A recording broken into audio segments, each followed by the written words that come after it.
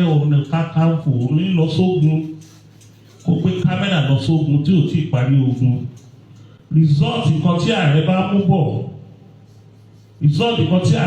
bọ̀ lógun ni kámẹ́rà gbé jáde. Ààrẹ ò dẹ̀ ní lọ máa fly drones, which is the secret part of intelligence report, kó máa ṣó ẹ̀ fún àwọn ọ̀tá. Ààrẹ Ọ̀nà Kakanfò dẹ̀ níwà ní palace kó máa sọ pé a ti track yìí o, ìlú báyìí lẹ́wà o, ìlú báyìí lẹ́wà, ìlú báyìí lẹ́wà o. Ọ̀nà ń pè ní catastrophe on security strategy. Gbogbo breakthrough tá a ti ní láyé ní rí wa tá a bá fẹ́ lọ sí operation yẹn ní record ẹ̀. Ọjọ́ tá a bá ti mú culprit yẹn àbí tá a bá liberate àwọn yẹn, òun la ṣe máa jẹ́ kí ẹ̀rí. Èyí tí ó ṣẹlẹ̀ ní Àmúọ̀dọ̀fin just 3 weeks ago, obìnrin ọgbọ̀n ṣe Yorùbá, àwọn Yíbò kan àti àwọn ará Kútọ́nù, àwọn ọgbìn, àwọn ẹ̀dẹ̀wọ̀ tínúra wọn ò dẹ̀ record ẹ̀ nígbà tó wọnú rẹ̀, nígbà tó ń liberate fún máa yẹn tán lọ tó record ẹ̀ síta.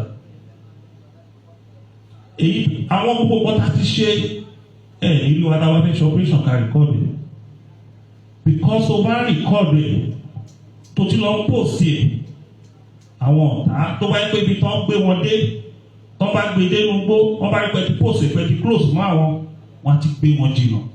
In the process, you are putting the life of that person in danger. Àwọn tó ti mú yẹn, tó bá rí pé ẹ ti ń gbé kíní ẹ sí media jù ẹ ti close wọn, wọ́n lè pa wọ́n. Wọ́n lè pa wọ́n. Wọ́n lè fẹ́ kí gbogbo Yorùbá mọ̀, ilẹ̀ Yorùbá mọ̀ pé ọ̀rọ̀ security ilẹ̀ Yorùbá kọ́ má ṣe wọ́n ṣe bá Yorùbá nation struggle jẹ́. Ẹ jẹ́ ká ṣòtítọ́. Wọ́n pariwo, wọ́n pẹ́ nǹkan lẹ̀ pàtó níjọ́ kejì tí local government ṣáà máa sọ pé wọ́n ti release àwọn yẹn. Ọlọ́pàá ti sọ pé wọ́n release àwọn yẹn. Àwọn tẹ́ ẹ sọ pé wọ́n ti release ní 2 weeks ago. Òun ọlọ́pàá ṣẹ̀ wá sọ pé àwọn làwọn release wọn o. Ibodè Sáádú ẹ̀wọ̀n ní kíkọ́ ṣe dáadọ́ Sáádú wà tó ìgbìmọ̀ sí Igboho tó. Ibodè Sáádú làwọn ti lọ dislodge àwọn terrorists yẹn táwọn fi gbà wọ́n jáde. O sínú gbogbo ya fọ́tò, o record bó ṣe ń gbé jáde. A lè máa tọ́ra wa lórí ààbò ilẹ̀ Yorùbá. Nǹkan tẹ́lẹ̀ ò dẹ̀ fi ń tọ́ra mi jẹ ni pé èyí bá lè ṣe díẹ̀díẹ̀ máa ṣe.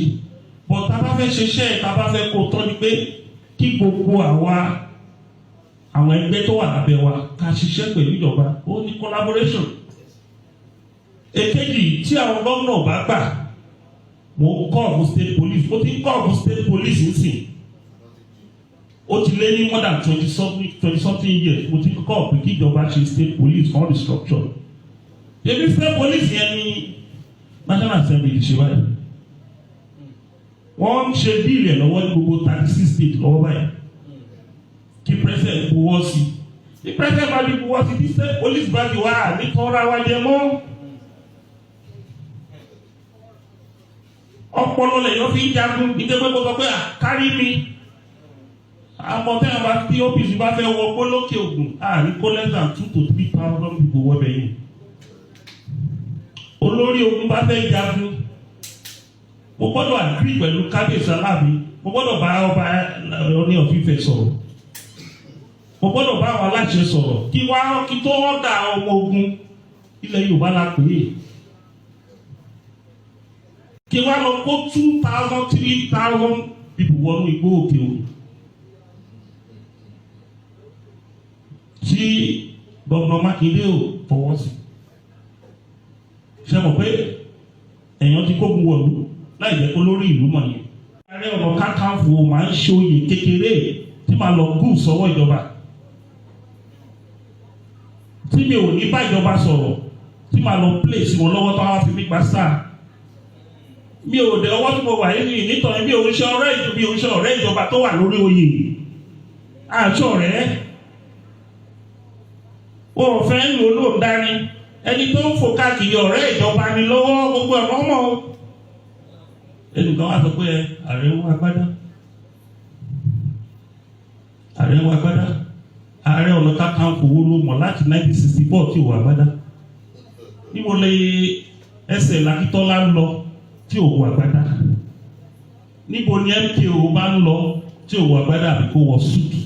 Ta lè mi fẹ́ fi jọ tí máa wọ ṣòkòtò pé ààrẹ kò sí ìran ààrẹ tó máa ń jólòṣì, àbí ààrẹ látòòṣà 1860 to 1886 tẹ bá mọye ilẹ̀ tí ààrẹ látòòṣà ní nìbàdàn ó kọjá bẹ́ẹ̀. About 2 to 3% of the entire Ìbàdàn ààrẹ látòòṣà ló ní. Ọlọ́lá ni gbogbo ẹni tó bá ń jẹ ààrẹ. Nígbà tí bí orúkọ ẹ ṣe gbilẹ̀ máa ní àròjinlẹ̀ ni. Mo ti sọ fún àwọn gómìnà wípé ẹ jẹ́ á collaborate kájọ ṣiṣẹ́ papọ̀. Nǹkan tí mo ní 14 groups tí mo ní kí n kó wọ each local government on local government level. À gbé ọ̀dùdé pé ọ̀rọ̀ security are reduce. Mo dẹ̀ ti ń kọ lẹ́tà sí wọn. Kò sí intelligent gbogbo tó ṣẹlẹ̀ mo ti sọ gbogbo kó máa ṣẹlẹ̀ nílẹ̀ Yorùbá. Mo sọ fún àwọn olórí wa ní meeting ní almost 3 weeks ago. Mo ní wọ́n fẹ́ ṣe bomb blast lẹ́kọ̀ọ́. Ṣé ní mo yẹ sọ̀rọ̀ yẹn àwọn méjì wọ ẹsẹ̀ wọn lẹ̀ pé èwo tí lọ rẹ̀ ṣe. Wọ́n mọ̀ pé mi ò sọ̀rọ̀ kó máa pé mo ti rí nígbà tó máa di ijọ́ karùn-ún ní mo ṣe that was a bomb blast. Although police debunk kí tension máa sí. Ó pé ọdún ti ṣẹlẹ̀ yìí mo ti sọ kó máa ṣẹlẹ̀. Nígbà tẹ́ allow mi kí n kan collaborate information ti máa ní intelligent report ti máa ní máa sọ síta. Àwọn ẹ̀mí ni OPC ò ṣe bí tàtijọ́, OPC ń bẹ bí tàtijọ́, ẹ̀yin lẹ̀ lo OPC bí tàtijọ́. Ẹ̀yin lẹ̀ ń wẹ́gbẹ́ mi tẹ́fẹ́ kó jọ tẹ́fẹ́ kó lórí ogun di méjì ńlẹ̀ Yorùbá. Gbogbo kìíní ìdẹ̀rẹ̀ olówó òṣèlú ní àwọn olóṣèlú àtàwọn ọba kan. Nígbà tí ìran bá ní àlàáfíà tẹ́yìn wò pé fẹ́ promote ẹnìkan tí ò dẹ̀ ní 1% agbára tá a ní ẹ fẹ́ promote ẹ̀ ọ̀rọ̀ ẹ̀bà ogun abẹ́lé ogun méjì lẹ́fẹ́ dálẹ̀ ogun ló ń bọ̀ ń tà yìí ogun abẹ́lé lẹ́ ti fẹ́ dálẹ̀. Àwọn oríṣiríṣi fẹ́ dárúkọ kò sí DPO tó succeed ní ilẹ̀ Yorùbá tí ò partner pẹ̀lú OPC ní ìlú ẹ̀ kò sí DPO náà. Ẹ wá sí lórí ọ̀rọ̀ security mélòó ni mo fẹ́ kà lẹ́yìn àdégbèrè bí wọ́n ti bá ń sọ̀rọ̀ yìí breakthrough táwọn ọmọ wa ti rí ní different area nílẹ̀ Yorùbá ẹni tó ní structure ó yàtọ̀ sẹ́ni tó ṣẹ̀fẹ̀ kó structure jọ. Ṣé àwọn ọmọ wa tó ń ṣe security tẹ́ pé ẹ̀rí pé èrò ń pọ̀ ní festival bíi ti tẹ́lẹ̀ wọn torí pé àwọn ọmọ wa ti engage ní security tó rẹ̀ pé nǹkan tó fi ń jẹun ni. Tá a bá fẹ́ lọ ṣe ológun festival a kọ́ notice pé táwọn ọmọ wa bá dé ó bá máa di aago mẹ́ta máa sáko ní beach. Àwa rí pé gbogbo èrò tá a rí rẹpẹtẹ ní òru yẹn tó wá máa di 4 wọ́n ti kó ní olókùn. Àwọn awádìí pé kí ló fà á wọ́n fi kó 4 3 4 later ni àwa mọ̀ wípé àwọn ọmọ wa fẹ́ sáré lọ resume back sí post security kàn lè hand over láago 6 sí aago 6 àbọ̀ òun náà fi ń dúró fún main festival. Mo lè fẹ́ dárúkọ kò sí DPO tó succeed ní ilẹ̀ Yorùbá tí ò partner pẹ̀lú OPC ní ìlú ẹ̀ kò sí DPO náà.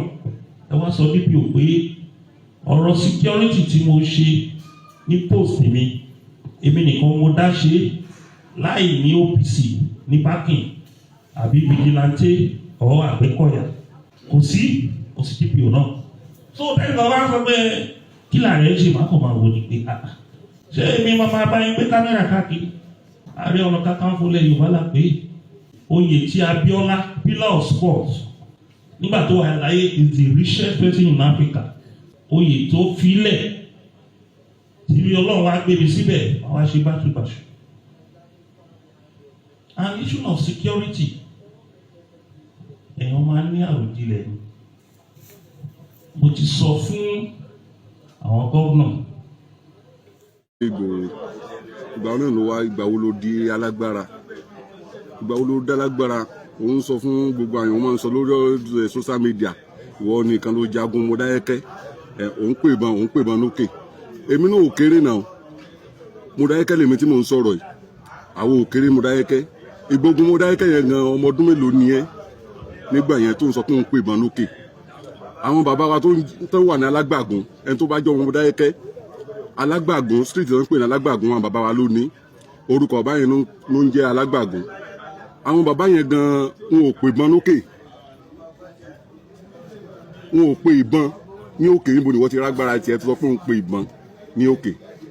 Àwọn ẹ̀gbọ́n tiwa tó wà lókè Ẹ̀sọ́, ẹni tó bá jẹ́ Mọdákẹ́kẹ́, ẹ lọ sóde òkè Ẹ̀sọ́ làjà, àwọn ẹ̀gbọ́n tiwa ni nígbà ayé wọn.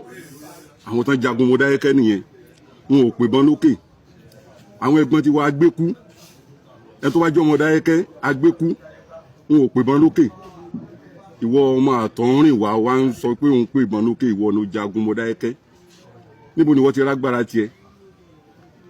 Níbo ló ti róògùn tó ń lò tó sọ pé òun pè bọn lókè? Béèrè lọ́wọ́ ẹ pé kí nìkan tó lé ẹ kúrò ní Mọdákẹ́kẹ́? Kí nìkan tó gbé ẹ kúrò ní Mọdákẹ́kẹ́? Só dédé kúrò ní Mọdákẹ́kẹ́ ní ṣebí ọ̀kadà ló ń gùn ní Mọdákẹ́kẹ́? Kí nìkan tó ṣe ní Mọdákẹ́kẹ́ tó gbé ẹ kúrò ní Mọdákẹ́kẹ́? Ṣèbí gbà tó ṣe pé wọ́n ń bá òkú èèyàn lẹ́gbẹ̀ẹ́ títì, wọn ò ní rórí bẹ̀ mọ́, ẹ ti gé orí, ẹ ti lọ tà. Nǹkan tó gbé ẹ kúrò nínú Mọdákẹ́kẹ́ nìyẹn. Sunday Igboho ò nágbára bọ àwọn dìndìnrìn, àwọn sùfáyò, ọ̀rọ̀ social media, ọ̀rọ̀ orí social media náà wọ́n máa tẹ̀lé. Ó yẹ ká béèrè lọ́wọ́ ẹ pé ibo ló ti jagun rí? Tó bá dá hàn bọn lókè, ibo ló ti hàn bọn lókè, ibo ló ti ń pè bọn? Àwọn tó bá ń lọ lórí afẹ́fẹ́ wàá máa pè bọn. Sunday Igboho ìgbà tó sọ pé òun pè bọn lókè, nígbà tí wọ́n á ka ẹ mọ́lé, kí ló tí ò pè ìbọn? Tó gbọ́ orí sílì tó bẹ́ẹ̀lẹ̀, tó gbàbẹ̀ lọ sí Benin Republic. Èmi kì í ṣe blogger, mi ò sì ẹ́fà fi Gani Adams, mi ò fi wé Sunday Igboho rí. Gbogbo wa la mọ̀ pé oyè tí ń bẹ lórí ibà Gani Adams kì í ṣoyè kéke Ààrẹ Ọ̀nà Kakanfò. Lọ́jọ́ orí Gani Adams ju Sunday Igboho lọ. Nípa jàǹjàǹgbara, Gani Adams ti bẹ̀rẹ̀ tipẹ́. Mi ò fi wọ́n wéra wọn rí, mi ò sì compare wọn síra wọn rí. Ntọ́jà ń gbé fọ́tò ibà Gani Adams sórí àwòrán mi ni pé ọkùnrin yẹn fẹ́ gbé mi kọlu ibà Gani Adams. Kò sì mọ ibi tẹ́mi àti Gani Adams tá a ti mọ́ra. Ṣùgbọ́n mi ò ní í ṣe bẹ́ẹ̀. Bínú bá bí abiyamọ, tí abiyamọ bá gbé ọmọ rẹ̀ sínú èrùn. Bínú abiyamọ bá rọ̀, inú èrùn tó ti wọlé sétí símú ò ní rọ̀. Mo fetí ara mi gbọ́ ní nǹkan bí oṣù 6 bóṣù 7 sẹ́yìn. Tí bá Gani Adams jáde tí ń pèjọba, tí ń pe gọ́fúnà, tí ń pe gbá, tí ń pàwo, tó sì ń kìlọ̀ fún wọn wípé àwọn báńdíìtì, àwọn agbésùnmọ̀mí wọ́n ti gba gbogbo ilẹ̀ Yorùbá tó kódà ó sọ pé wọ́n dé òkè o. Olódùmarè ọgbọ́n o, mi ò fi pọ́n ibà Gani Adams lé. Ó ní fact and information lọ́wọ́, highly intelligent. Ìtọ́kù fún ibà ni láti rí àwọn èèyàn gidi tí wọ́n wà pẹ̀lú wọn. Irú ọkùnrin hágàgà tó fi gòójú tó bóra jẹ̀bi tí ń kó ọ̀ka ẹsẹ̀ pẹ́pẹ́yẹ sọ́wọ́ yẹn. Irú rẹ̀ kò yẹ wọ́n máa rí wọn pẹ̀lú ibà Gani Adams. Ọ̀mọ̀wé ní Gani Adams, Ààrẹ Ọ̀nà Kakanfò ọ̀mọ̀wé ni. Àbẹ́ẹ̀kẹ́ ń fojú Ààrẹ Ọ̀nà Kakanfò lásán wò ó lè wa bàálù. Ẹ̀kọ́ nípa aviation ká wa bàálù òfurufú. Ẹ̀kọ́ ìjìnlẹ̀ nípa Gani Adams kọ́ ó sì lè wa bàálù. Tí èèyàn bá wá nímọ̀ débẹ̀ yẹn, ó dẹ̀ mature kì í fi gbogbo ẹnu sọ̀rọ̀. Níbo lẹ ti ara àwọn gàgà yìí tí wọ́n ń pa wọ́n sojú yìí? Àwọn míì ń sọ̀rọ̀ dáadáa o. Nínú àwọn ọmọ Oòduà tí wọ́n jáde tí wọ́n ń sọ̀rọ̀. Kò sí ní tó burú nínú kéèyàn olóyà sẹ́ni tó bá jẹ́ aṣíwájú èèyàn. 100% loyalty la máa ń gbọ́, àìgbọ́ 99. Èmi ò bú ẹni tó bá lóyà sí lídà ẹ̀. Ṣùgbọ́n tèmi tó mú mọ́ ṣe jẹ́ kí ni tèmi. Níbo ló ti gbọ́ tí mo kàn Gani Adams lábùkù? Níbo ló ti gbọ́ tí mo fòun àti Sunday Igboho wéra wọn. Sunday Igboho ọ̀tọ̀, Gani Adams Ìbà Ààrẹ Ọ̀nà Kakanfò ọ̀tọ̀, Oòduà ọ̀tọ̀, Ìró Ẹkùn ọ̀tọ̀. Kí wàá ní tó bá rí Gani Adams tó bá pàdé ẹ̀ níbi ní àárín bóyá orí níbìkan orí rẹ̀ ó wù inú rẹ̀ ó dùn pọ̀ ọ̀rọ̀ ọmọ Yorùbá àtàtà. Àwọn tí ń gáàdì Gani Adams bíi DSS ni wọ́n súùtù ni wọ́n máa ń wọ̀. Ìbá Gani Adams mọ̀ mí mọ́ bá Gani Adams. Mi ò sì ní kọlù láéláé toróyè tó gbèrú oyè ńlá ni. Torí mọ́gàjí ìlú ni mí. Ìbá Gani Adams tún súnmọ́ àwọn onítùjú mi dáadáa níbàdàn. Lára wọn ní Ìgè Akeem Obi. Mi ò ní torí eléyìí kọlù bá Gani Adams. Bí ìró gbogbo ẹ̀ máa ń ro níbi tẹ́mi àti bá Gani Adams tá a ti jọ jókòó kan ẹ̀ ó lè débẹ̀ tó fi kú. Ọkùnrin tó ń sọ̀rọ̀ yẹn tí ń bú mi yẹn kò lè débẹ̀ tí ó fi kú tí ó fi jáde láyé kò lè débẹ̀. Níbo ni wọ́n wà níjọ́ náà tẹ́mi àti Gani Adams àti ọba aládé mẹ́rìndínlógún ilẹ̀ Yorùbá tá a jọ jókòó ńbẹ̀ níbo lọ wà? Ọkùnrin náà bàjẹ́ o. Mi ò ní kọlù Gani Adams nítorí wípé àṣẹ òòṣà ń bẹ lára rẹ̀. Èéṣe tó jẹ́ orí bẹ́ẹ̀? Nǹkan mẹ́ta ni ò ní jẹ́ ń kọlù Gani Adams. Mi ò ní kọlù Gani Adams nítorí oyè tó gbé lórí Ààrẹ Ọ̀nà Kakanfò. Torí pé mi náà fẹ́ jolúbàdàn, mo sì fẹ́ jọba láyé mi ò sì ní fojú ọlá gbolẹ̀. Mo sì mọ wàhálà téèyàn máa ṣe kó tó mú òkè gùn. Èmi ò fẹ́ kẹ́ńtọ́ bá gòkè ọjà bọ́. Èyí tó tún dàbí rẹ̀. Òsàlá ọ̀sẹ̀ mọ̀ bó ò ní jẹ́ nkọlù. Bàbá arúgbó ọmọ wa gbà ò ní jẹ́ nkọlù Gani Adams. Ìyá mi ò ní jẹ́ nkọlù. Ajíbọ́lá Ẹ̀dàn tó fún ò ní jẹ́ nkọlù. Àjọ jẹ lórí eréwé, àjọ rìn lórí mọ̀. Àjọ daṣọ olówó ìwèrè bora. Ọmọ èké lọkùnrin tí ń sọ̀rọ̀ àgbà ọ̀kọ́gbọ́n. Gbogbo ń téèyàn fi dáyà ajá àyàn láyé lọ́lọ́run ti ní kí n jù lọ kí n tó jẹ oyè mọ́gàjí. Nígbà mo tún wá jẹ mọ́gàjí tá 40 ọdún lé méjì ní tí mo ti ń sọ̀rọ̀ lórí rédíò. Mi ọ̀bá máa jẹ kò ní ti kú jù. Irú mi lè yàn máa fi òkà ẹsẹ̀ pẹ́pẹ́yẹ dẹ́rù bà. Yàn máa pé kinní kankan. Aṣọ funfun ní Gani Adams wọ̀. Ẹ má da epo sí o. Bàbá ìwọ̀n pé mo sí ẹ̀sán Sunday lẹ́sàn. Wọ́n bàbá rẹ̀ ní láwọn ìṣòro. Mo sì wà á bẹ̀ mí. Ó ti ẹ̀ ó yí fún ọ̀gá. Wọ́n ti pẹ́ náà. Ìjàtọ̀ sì ń yà bẹ́ẹ̀ gbogbo ọmọ ìwádìí. Bàbá àti wọ́n bá gba ìdọ̀bálẹ̀ bàbá àdó ní ọ̀dẹ̀ lẹ́yìn. Bàbá gbà ìdọ̀bálẹ̀ tó ṣe wá ìfẹ́ gbogbo tó bá máa bẹ́ẹ̀ fún kí èèyàn ìyà sọ́lẹ̀ yìí.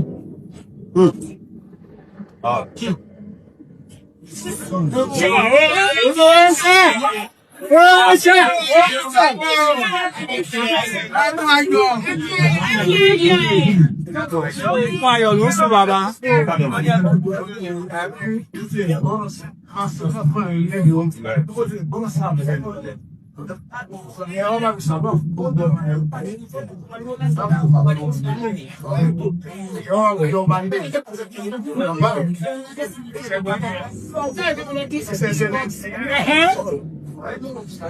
Alága ọlọ́fà kúlé òjò.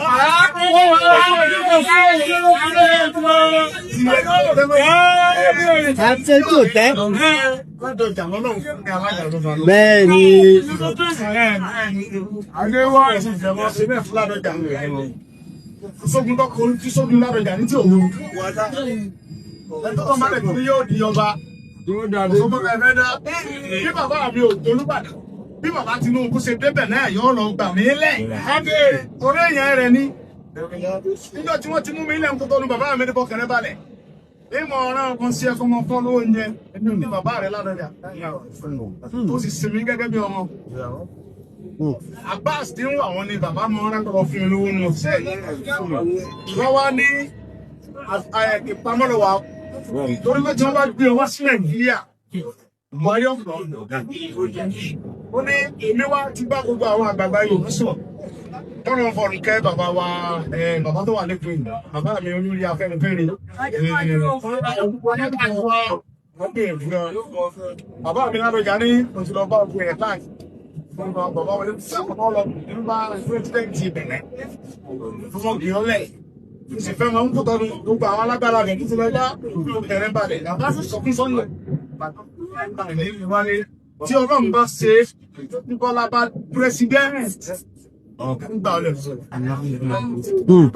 ṣe mo kẹ́kọ̀ọ́ sàbí ọgbẹ́ tó bá lọ́lú láti bàbá mi ò sàbí ọgbẹ́ tí bá lọ́lú láti tí wọ́n tó bá ṣe President. Lẹ́yìn tó mọ̀ wọ́n sì ṣe. Ó sì ṣe. Nígbà tó wá ṣe, ní bàbá mi ní ìwà ìbọn wá ní bàbá. Títí mo fẹ́ lẹ́yìn o. Bẹ́ẹ̀ ló kẹrin rèé.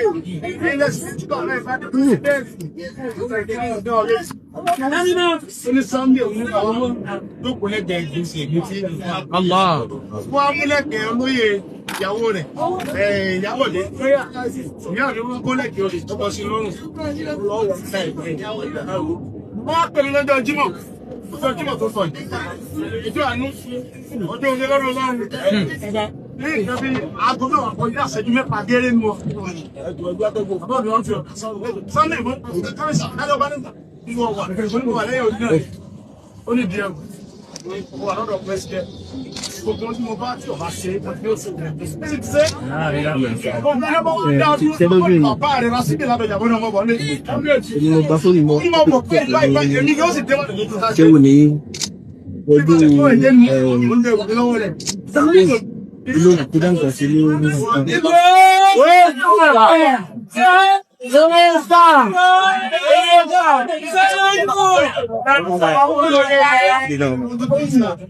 ìjọba sí ọtí ọba rẹ̀ ń bàdé tí mi ò rí ní sí. President kì í mẹ́bẹ̀ Yorùbá ni. Bàbá rẹ̀ sí mo sì ti lọ ọgbọ́n ọ̀dọ̀ balẹ̀ bá. Ẹ sì ti ní òun fi Ọlọ́run lẹ̀. Kò sí ẹni kẹ́kọ̀ọ́ jẹ́ ọ̀dọ̀ ọ̀dọ̀. Ọgbọ́n tó bá ṣẹlẹ̀ sọ pé mi bàbá rẹ̀ múná wọn. Ọgbọ́n òun bẹ̀rẹ̀ sí ilé. Fọ́fọ́lọ́ pé yóò ti pèsè ilé rẹ̀ tó wọ́n ti lọ. Tí mi wọ́n ti gbé wọn kalẹ̀. Àbá yóò dín lọ́pẹ̀ náà. Kí ni ojú mi padà wá ní? Yóò ní ìwọ̀n wá ní ìpàdé wá lọ́la bàbá rẹ̀ ojú. Àwọn olùgbọ̀ ìgbọ̀n. Ẹni bá dọ̀ ọ̀tún bí bàbá ìṣẹ̀lẹ̀ ní ọ̀sán pé ṣùgbọ́n tí ìyẹn ìgbẹ́ náà o. Ṣùgbọ́n wíwá kan wáyé wọ́n bọ̀ ní. Tí ẹ̀ mọ́ wọlé ọmọ ìjáde. Ẹ̀yìn wá ní sàkóso ìyẹn òun ẹ̀. Wọ́n wá ń pe bàbá mi dojúmọ́. Kábíyèsí Olúbàdàn. Bàbá mi. They are good people of Oyo State. The past few weeks' events have made it imperative that I address issues that have to do with the internal security of our dear state. Barely a week ago, I had cause to call out members of the press who were allowing themselves to be used to stoke ethnic tensions among the good people of Oyo State. There have been stories in the press targeted at exaggerating the security situation in the state. However, we cannot overlook the fact that there have indeed been instances that cause concern. The fragile peace between the herdsmen and farmers in Okeogun is being threatened. Individuals who are not authorized are going around chasing people from their homes and causing mayhem. This assault on residents of Oyo State is not the way to further the Yoruba cause. Let me state that we shall not sit back and watch anyone make any law-abiding resident of Oyo State feel unsafe in their homes, farms, or business places. We are aware of some people circulating flyers and giving people ultimatums to leave their land. This is totally unacceptable and will not be condoned. The Constitution of the Federal Republic of Nigeria, 1999, as amended, which I swore to defend and protect, guarantees freedom of movement in Section 41(1), such that citizens are free to reside in any part of the country without fear. We're determined to preserve that right in Oyo State.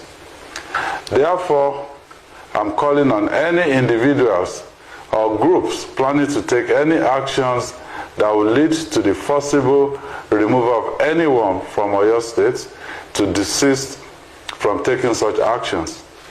Any persons who fail to abide by this directive will face the full wrath of the law.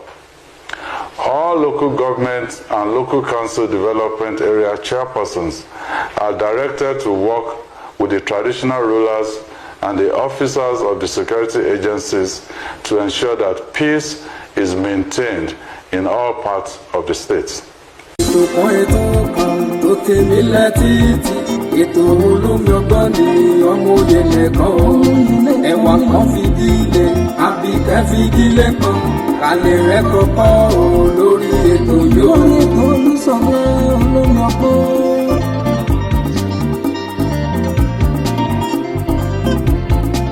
ọmọlé ìwé o ẹ fara yín balẹ̀ kẹlẹ̀ rẹ̀ kọ́kọ́ o lórí ètò yóò.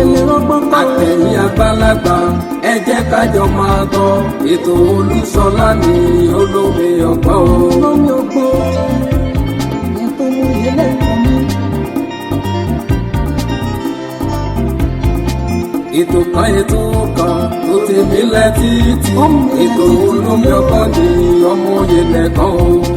ẹwà kan fìdílé àbíkẹ́ fìdílé kan kalẹ̀ rẹ̀ kọ́kọ́ o lórí ètò yóò. kalẹ̀ rẹ̀ kọ́kọ́ rẹpẹtẹ o lóní jàmbó rẹpẹ.